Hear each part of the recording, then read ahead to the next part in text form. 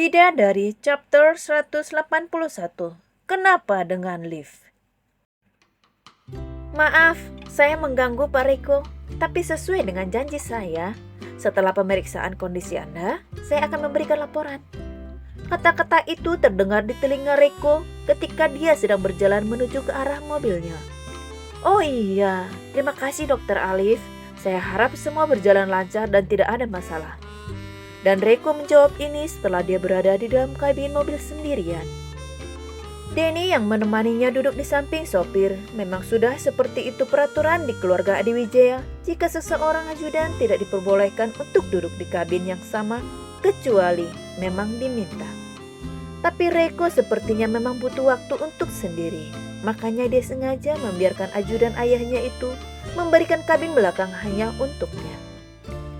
Tidak ada masalah apapun. Kondisinya sudah membaik.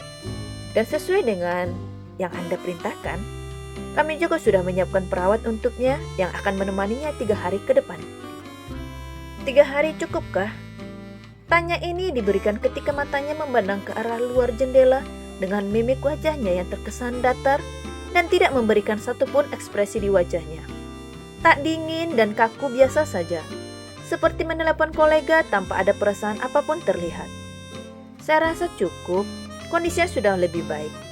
Jadi setelah 3 hari, saya rasa istri Anda sudah bisa melakukan apapun sendiri.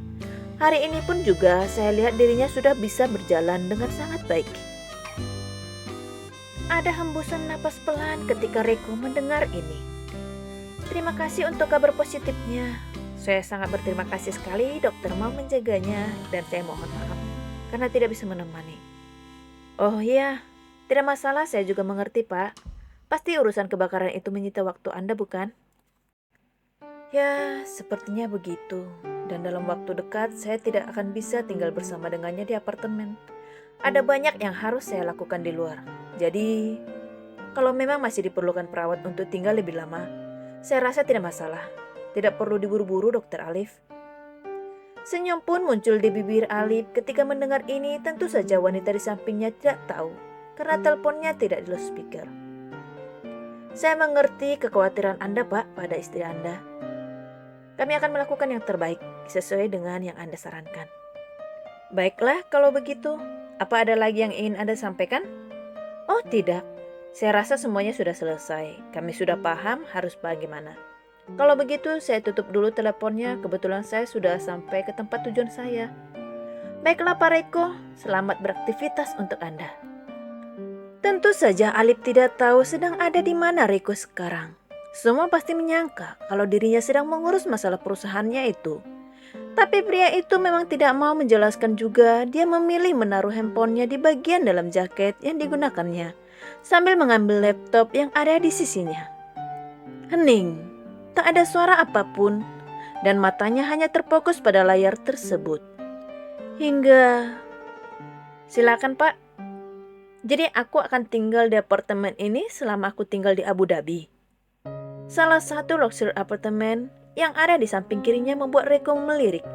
Tapi memang Reko belum mematikan laptopnya, masih ada di pangkuannya ketika pintu itu dibuka dan dia masih mengamati. Benar sekali. Ini adalah apartemen terbaik di sini, dan sesuai dengan keinginan Anda, kami mencari lantai yang paling tinggi. Jawaban yang tentu saja membuat Reko tersenyum simpul. Apa aku mengatakan padamu kalau aku menginginkan untuk tinggal di apartemen yang tinggi? Denny tidak mendengar kata-kata itu dari Reko memang, tapi sudah menjadi kebiasaan Reko selalu meminta tempat yang tinggi. Dia suka tinggal di apartemen yang besar dan tinggi. Lalu apa yang salah sekarang? Carikan aku villa. Aku tidak ingin tinggal di sini, atau carikan aku bungalow yang besar. Reko tidak berniat untuk keluar dari kabin mobilnya, dan ini untuk pertama kalinya dia memang menolak. Entahlah, hatinya terasa tidak nyaman saja berada di tempat tinggi itu. Sesuatu yang membuat moodnya tidak terlalu baik, sehingga Denny terpaksa menutup lagi pintunya dan naik ke dalam mobil mencoba mencari sesuatu yang pas untuk Reko. Teruslah berputar-putar di kota, sampai ada tempat tinggal yang paling pas untukku. Dan itu pesan yang diberikan Reko dari telepon yang terhubung ke kabin depan. Dia tak sama sekali melihat deretan depan tempat duduk sopir karena tertutup. Satu-satunya pemandangan yang bisa dilihat Reiko hanya dari samping kanan dan kirinya. Ini tidak mengganggunya dan dia memang sedang fokus untuk bekerja. Pria itu memang sangat fokus sekali dan baru terusik ketika getaran ada di sakunya.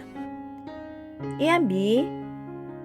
Aku belum mendapatkan kabar darimu sejak kamu berangkat sampai sekarang." Kenapa dengan diriku? Biasanya aku selalu mengabarinya kalau pesawat jalan. Pesawat berhenti, aku sampai di tujuan. Tapi kenapa saat ini aku melupakannya? Berkedut kepala Reiko ketika memikirkan kebiasaannya yang berbeda ini. "Maafkan aku, sayang." Pikiranku terus saja tertumpuk pada kakek dan juga Aurora Corporation. Sampai saat ini di depan laptopku, aku masih mencoba menghubungi tim yang mengurus di Aurora Corporation. Iyalah. Tapi sesibuk-sibuknya dirimu tidak pernah melupakanku dan tidak lupa untuk memberi kabar. Apa kamu pergi bersama dengan Mimi? Tidak, sayang. Aku bersama dengan Denny. Bukannya kamu minta aku untuk memecatnya. Tapi kamu belum memecatnya kan? Dan kenapa aku lagi-lagi melupakan keinginan Bi? Aku bahkan belum mengurus dan membicarakan ini pada papa. Reiko biasanya selalu menaruh Brigita di top prioritinya. Tapi saat ini kepalanya jadi pening dengan pertanyaan tadi juga. Maafkan aku, sayang. Tapi aku akan coba untuk jelasin ke papa hari ini. Soalnya kemarin benar-benar aku tidak bisa konsentrasi. Aku hanya tanya kok. Yang penting kamu tidak pergi bersama dengannya dan itu sudah cukup untukku. Pecat dia secepatnya saja. Yang pasti saat kamu kembali ke Indonesia, aku tidak ingin dia masih berada di kantormu. Baiklah, aku paham. Aku akan ceritakan pada papa, tapi mungkin nanti setelah aku sampai di Benglau. Lagi-lagi ucapan Reiko yang membuat Brigita mengerutkan dahi. Sayang, bukannya kamu paling suka tinggalnya di apartemen dengan high and stuff? Entahlah, tapi aku sedang tidak mau tinggal di apartemen. Aku tidak mau melihat lift. Aku tidak suka parkir di basement. Dan aku ingin menghindari itu semua. Termasuk lingkungan apartemen. Aku ingin rumah. Hah? Memang ada apa dengan lift? Memang kamu baru melihat hantu di lift? Tidak ada apa-apa, sayang. Hanya saja aku kesel saja setiap ada di dalam lift. Lebih baik aku tinggal di rumah saja dulu sekarang. Mungkin Benglau akan lebih baik untukku. Dan aku tidak ingin ada tangga. Aku hanya ingin rumah datar, flat. Sebuah ucapan yang tentu saja membuat Brigita mengerutkan dahinya. Aku rasa kamu berubah, sayang. Mungkin hanya butuh suasana baru. Aku tidak peduli suasana baru apa yang kamu maksud.